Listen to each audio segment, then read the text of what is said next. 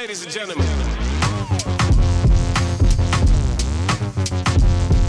আজকে আমরা একটু সুশি তৈরি করব different kind of sushi like tuna sushi, then shrimp tempura sushi, then avocado and vegetarian sushi.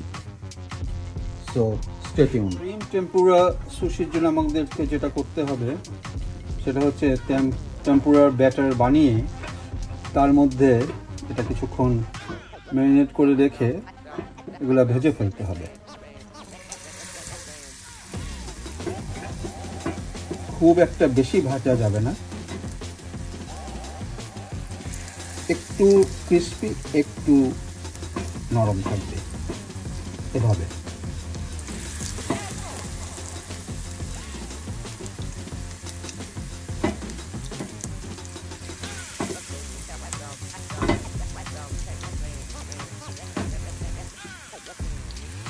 Done. Tuna and broccoli, shrimp tempura, and shrimp tempura with vegetables.